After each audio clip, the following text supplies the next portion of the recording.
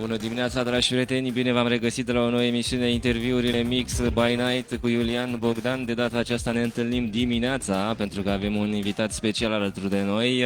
Se află domnul Livio Spinelli, secretarul prințesei Elettra Marconi, fata prestigiosului inginer Guglielmo Marconi, inventatorul radio și televiziunii. Și de asemenea, domnul este și project manager și director al Marconi Science Park din Italia. Good morning, Mr. Spinelli. Bună dimineața and good morning to Radio Nova Mix. Thank you very much for your presentation here in our studio and in Craiova. Welcome to Romania, welcome to Craiova. I love Craiova, ne place la Craiova. O să facem mențiunea, dragi prieteni, că interviul se va desfășura în limba engleză, dar cu siguranță voi o să înțelegeți ceea ce spune, pentru că nu este foarte greu. Așa că o să începem, fiți alături de noi, ne puteți urmări și pe Facebook și pe YouTube și, bineînțeles, ne puteți asculta în direct pe radio. So, Mr. Spinelli, tell me about your work and your connection with Princess Elettra Marconi. Well, since about 25 years, I am a friend and secretary of Princess Elettra Marconi and press agent. I organize for Princess Elettra Marconi conference, exhibitions, press reports, and in Italy and abroad, such as the United States, Spain, England, Dubai, and many other countries. Above all, I am the project manager and director of the Science Park Marconi in my town, because in my town since 1929 to 1937, Guglielmo Marconi made the most important experiments about microwaves. He built up big laboratories, antenna, and unfortunately, during the Second World War, the Marconi Center and laboratories and archives were bombed by the Germans, and I was able to find some documents and pictures in Italy and in my researches in Britain to explain how exactly Marconi worked to improve microwaves for mobile phones, radar, and TVs. Yes, that's very, very interesting. And tell me, please, we have to mention that Princess Elettra Marconi is Marconi's daughter. And tell me about her. How did you happen to work for her? Well, I started in 1999 when I got a big money sponsorship from the Italian school ministry to make an event about Marconi, an international event about Marconi, for the first radio transatlantic transmission from Britain to America. On that time, I already knew Elettra, because when she was a child, she lived in my town. My relatives have a good friendship with her, and when she saw the first event I organized, we started to keep in touch. Elettra is a princess because she married Prince Giovanelli. She has a son. He is a good friend of mine. He also taken the name Guglielmo Marconi Giovanelli. I have meeting with Marconi family once or twice a month, because we are a group, and we decided the program for all the events and many other things. And tell our listeners and viewers the age of the princess. How old is she now?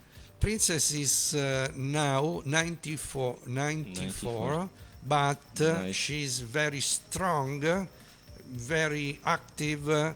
The last time we were in Spain, in Madrid, I organized for Princess Elettra in the Italian Embassy and Radio España and TV España an international Marconi Prize, and we went all there. It was a big event all over Spain, and I went several times with Princess Elettra to Dubai, to Britain, to Boston, everywhere.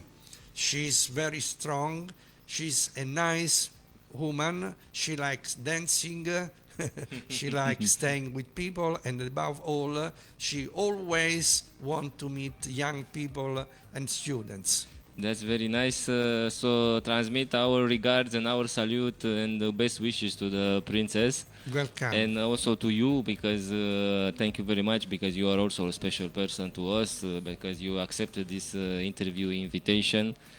I am happy to stay for the first time in a radio of Craiova. I want to say hello to all the people in Craiova and in Romania. And above all, I wish that in the school and university to develop the imagine of Guglielmo Marconi. The last book I wrote, it was a book for schools and juniors. It is the title of the book is My Dad Invented the Radio. I made this book with Elettra Marconi, and I translated this book in English, and maybe I can translate this book also in Romanian language. We had the first Marconi conference in Romania this year, thanks to John Garnizza of Soft-Trans, and with Parinte Marius Ruscenau and Mircea Nincun, and of course with Radio Nova Mix, Radio Craiova. And I wish that next year we will meet the second Marconi conference in Romania, a bigger one than this year. Yes, I hope that also we will, as you mentioned it, we will say to our listeners and our viewers that we participate this week, at the end of this week, to that conference. We announced the conference on our site. You can find details on our Facebook site. That was a very amazing event. Congratulations for your participation as a speaker over there, and I hope to see you again on the second edition, as you say. Because you started saying about your work, your book, your work, please tell me more about, I see here you are project manager and director of Marconi Science Park. Tell us please more, which is the mission of this park, what it does in Rome over there in Italy. It was not easy to start this park because it is in area of the Italian Air Force. I began with a meeting in Rome with the top generals of the Italian army. They didn't know exactly about Marconi in this area because it was bombed, but as soon as they realized the importance of this area about the developing of radar of Marconi, we made an agreement with the town and the mayor of my town, with Princess Elettra and the Italian government, and they give us to start about 300,000 euros. It's a big amount of money to make the museum, and you know, Marconi is not only the inventor of radio, he's the inventor of the antenna, and in the park we made an antenna, several different sort of antenna in the park. Yesterday, the mayor and the town of Santa Marinella approved to spend about 700,000 euros to build up this area for the next 5 years. Yes, that's a big budget. Yes. And I can say, since many years, I have a good relation with the NASA Space Administration in USA. I made a special program for a school and the radio amateurs, the Italian radio amateurs, when the International Space Station was flying over Italy, a group of 20 students of a school had the radio amateur contacts with an astronaut, an American astronaut. After that, when the astronaut and the crew landed, they came to Italy, and we made a meeting in the University of Rome with the crew and the student that talked with this astronaut. Furthermore, I was able to register the name Science Park Guglielmo Marconi Santa Marinella in the computer of the rover that now is going on Mars. Nice. And I got a ticket from the NASA, such as an air ticket, with the name that they confirm that the Science Park Guglielmo Marconi is on board of the rover driving on the planet Mars. On the surface of Mars. Yeah, nice. And I want to tell you also that since several years we cooperated with UNESCO. Above all, UNESCO organizes every year the International Radio Day, and we were able to make events in Rome, in the Capitol Hill. This is the best place of Rome, and in the Vatican town, in the place where Marconi built up the first Radio Vatican. You mentioned about Radio Day. I remember that also here in Romania we are celebrating this Radio Day, but not as at higher as is in Italy with manifests and shows. We only celebrate it with some social media posts. This is International Radio Day because I remember my post on that day. I think it's somewhere in February month. In February, yes. But UNESCO makes a map, a world map, and you can register to participate to this world radio world. Each one in the world can make a program, one-day program or one-week program, and you send the program to the UNESCO, and they put your radio name, your town in the map. Everyone looking at the map push on the map and can see what are you doing during this event. Yes, that's a good idea. Thank you very much for sharing it with us. And then Marconi is not only celebrated in Italy. I think Marconi is best celebrated in the United States, Canada, Ireland, the United Kingdom, and Australia and New Zealand. If you go to Britain or Canada or United States, everywhere you find a Marconi street, a Marconi monument, as well in China. I went to Shanghai, and the Shanghai University has a big statue of Marconi in the garden because Marconi went there to make a special lesson. And let me tell you, when Marconi went to Japan with his wife, he was welcomed by the emperor, and the emperor presented him with a special sword. Yes, Samurai sword. And Elettra has still this sword, not at home because it is precious, but in a bank. Oh, in a bank, yes. Nice. If you started, please continue with some important history events of the life of Marconi. Well, he received the Nobel Prize. The Nobel Prize, The Nobel Prize in what in year? 1909.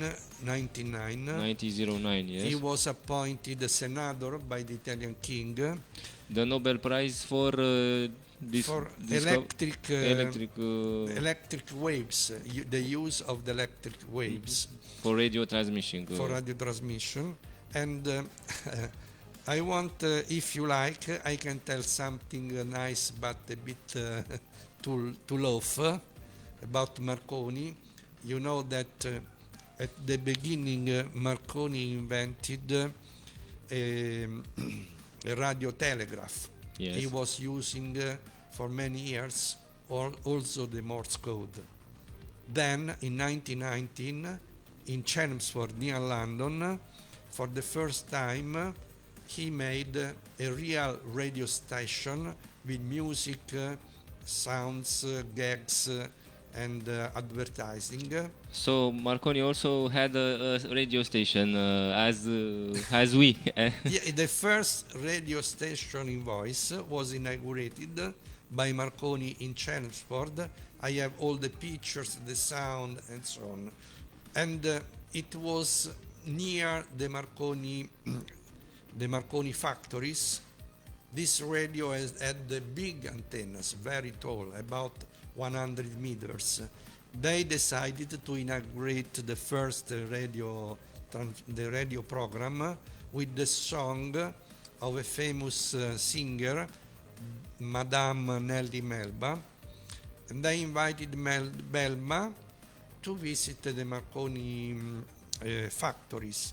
And then Marconi and other people showed the antenna, this big antenna, and Marconi said, "Madam, this year, for the first time, all Europe will hear your voice from the top of this antenna." And Lady Melba looked at the antenna and said, "Mr. Marconi, I will never climb up the top of the antenna." Yes.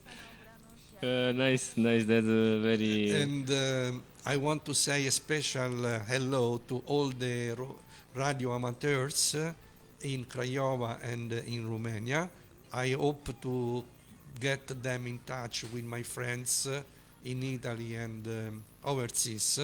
And if you like, I can tell you some to laugh.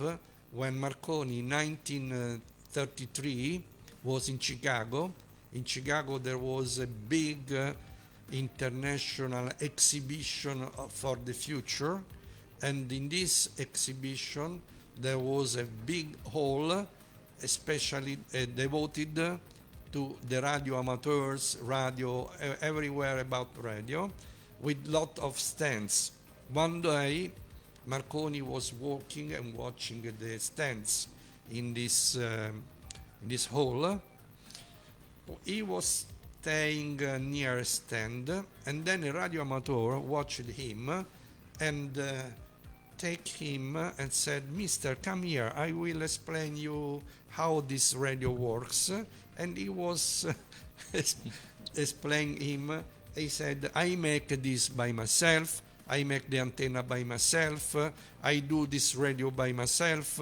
And he was explaining to Marconi how radio works. And step by step, many people were around these two, because this radio amateur didn't realize that he was talking to Marconi. Right. After a time, Marconi pat him on the shoulder and said, "Oh, you are very good. You are a very good radio amateur. But take my word, I am also a radio amateur, and I build my radio also by myself."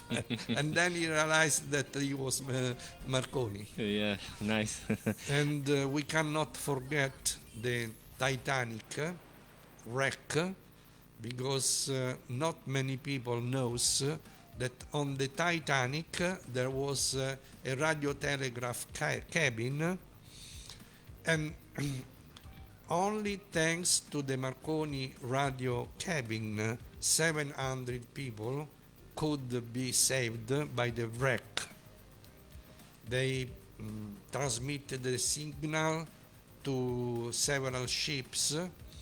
The problem was that on the Titanic there were not enough boats to save all everybody. Saving boats. And yeah. I know that there were also 2 Romanian people on the Passenger, Titanic. the passenger list. I didn't know that. Yes, I cooperated with the Marconi, with the Titanic Foundation of the New York. They are rebuilding the monument to the wreck of Titanic with all the list of the names. Nice, 2 Romanians in Titanic, yes. I only viewed the film and heard the story, but I didn't know the passenger list, so that's very interesting. I can keep in touch with my friend in Spain. His name is Jesus Ferrero Rua. He get a big sponsorship from the European Committee to build up a model of Titanic. It's a model of 17 meters large and 12 meter high. And he made an exhibition of this Titanic with many pictures and reconstruction of the Titanic radio telegraph cabin. Nice. If you spoke about Titanic and radio telegraph, tell me in this Marconi Science Park there is also a museum where people can see Marconi's inventions? At the moment we have only pictures in English and Italian, very many detailed pictures, and I'm waiting with some engineers to make with artificial intelligence the reconstruction of the Marconi laboratories. And this is an expensive project, and I am waiting for the money of the town hall, but we want to improve this park for the next years. Next years, yes. And we want to rebuild the Marconi Tower bombed by the Germans. I understand.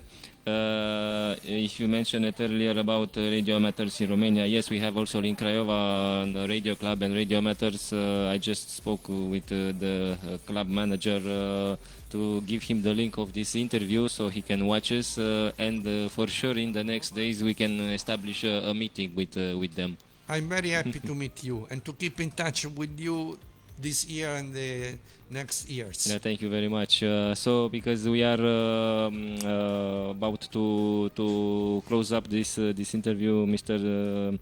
Spinelli, tell me more about for the final, because we are here in this radio theme as a subject. You said at the start of the interview that Marconi invented or donated, I think, maybe you will give us some details about first radio of the Vatican state. Yes. Tell me more about Radio Vatican and Marconi influence or connection with this Vatican radio station. The connection is that the grandfather of Princess Elettra was very friend of the Secretary of State Vatican, Eugenio Pacelli. Eugenio Pacelli met Guglielmo Marconi and asked if he could made a Vatican radio, because on that time Marconi wasn't living in Italy, he was working in the United States, Canada and Britain. He just came to Italy for a few days, and Marconi decided to build up this radio. It was, I think, the most powerful radio of the world on that time, and it took 2 years and a half to build up all the equipment. It was the longest period that Marconi stayed in Italy because he was traveling everywhere.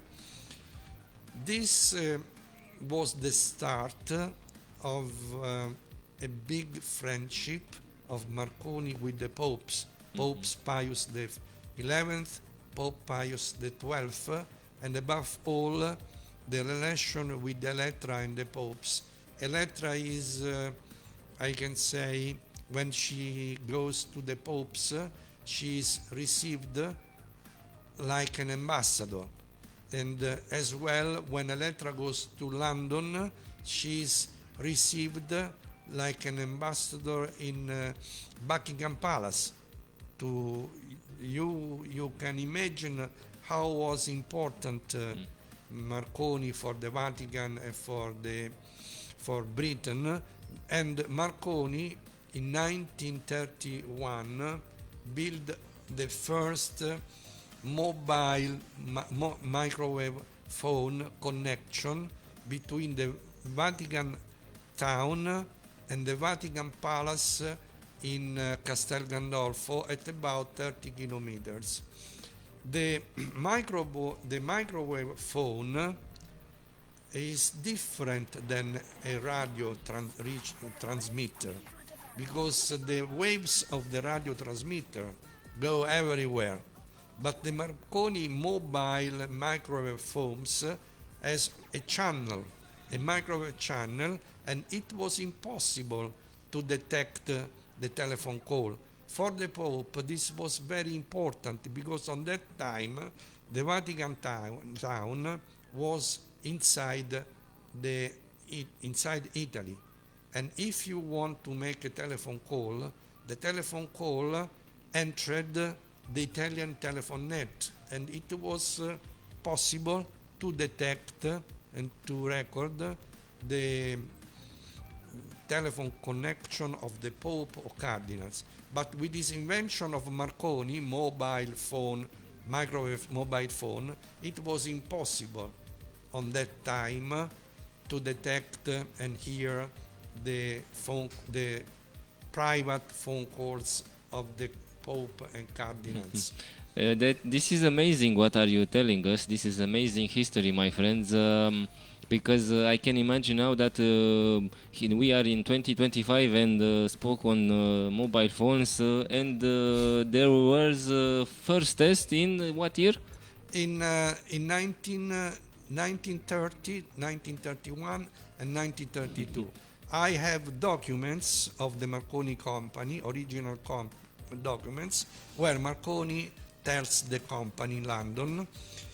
I inaugurated the first radio mobile system for the Pope, and then he informed the agent that from now you can start to sell this new sort of telephone.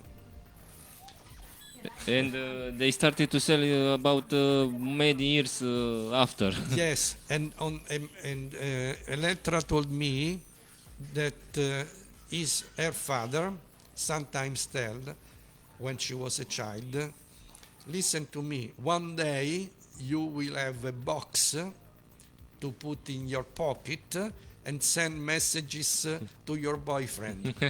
Yes, that's a good one. Yeah, because the mobile phone, I think there was start to selling in America Yes. at the beginning of the 90s or the 80s, Yes, something like that. In America they made then, but the principle of mobile phone microwave connection was begun from Marconi. From Marconi in And Italy. I can tell you when in 1927, 28 or 29 in Paris, there were international meetings to buy and sell frequencies, radio frequencies. From the authorities, yeah. Yes, but on that time nobody cares of microwaves. Marconi in 1929 wrote a letter to the CEO of his company in London and said, I am starting to make experiments with microwaves and I need some money to make this. And the CEO replies, Mr. Marconi knows that microwaves are useless. If you want to play with microwaves, it's better you take money from your pocket. And on that time, Marconi was the president of Italian National Research Institute, and he built up these laboratories in my town for the reason that in my town there was no radio signal, nothing, and it was important for him.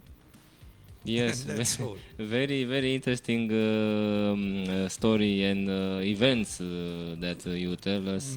Last but not least, Marconi was the first radio sport journalist in 1888, he was transmitting the results of the Kingstown Regatta in Ireland.